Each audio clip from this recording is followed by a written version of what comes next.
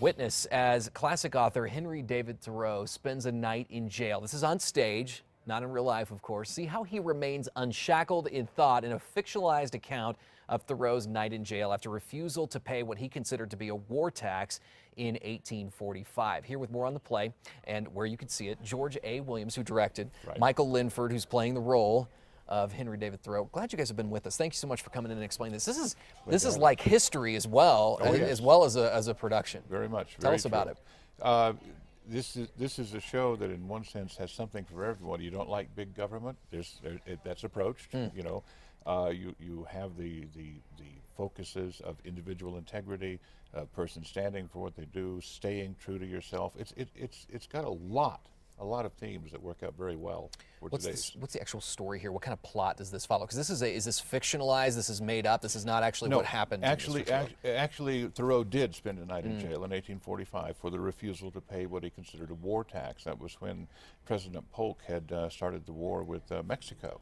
And Thoreau refused to pay the tax and refused to let it be paid for him, so he was put in jail. It's fascinating, right? It really is. Michael, you play this role. Tell me what sort of attracted you to the story.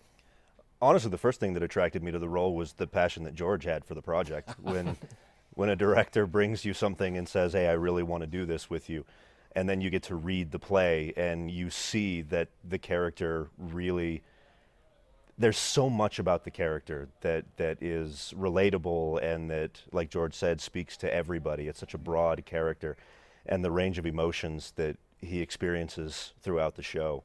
Are there other cast members as well? There are. It's a fairly large cast, actually. 14. Yeah. 14 people. But this is a lot of time commitment for you too, especially on stage. You were saying before we started talking here that you're on pretty much the whole time. Yes. Pretty much. Yeah, lights up to lights down. I get to exit twice. Of course, now, but you have to realize that he asked for this, because I sent him the script, said this is really what to do, and he wrote back with 2 words, said, "Yes, please." Okay, so you got yourself into this. I did. This is as much my fault as it is his. What do you gentlemen hope people take away from this play? What's the goal here?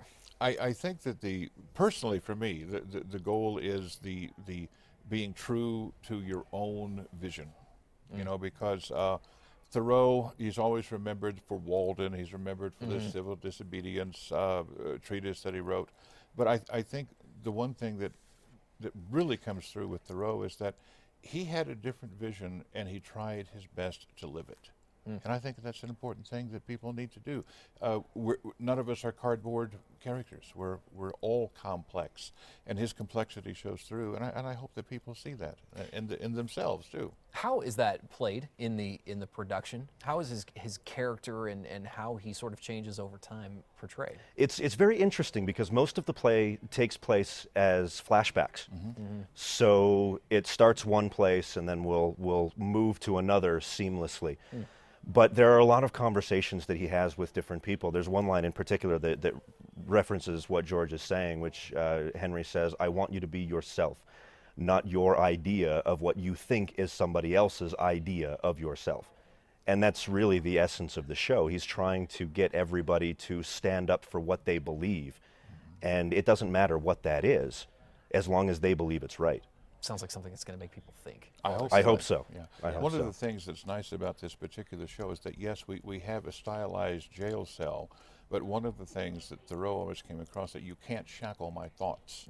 And so he walks in and out of the cell and interacting with other people who come in. You know, lights come up here and they have a thing going there. He goes back into the cell, then he's back with another piece. It's a very fluid piece. The night Thoreau spent in jail. Tell us where we can see it, when, how much tickets are, all that information. The Adobe Theatre, which is on 4th Street here in town.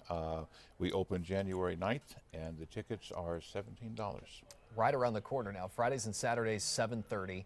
And there's a matinee on Sunday, correct? Matinee on Sunday at 2 o'clock. Something to bring the family to? Oh, absolutely. I think so, yeah. Absolutely. Definitely.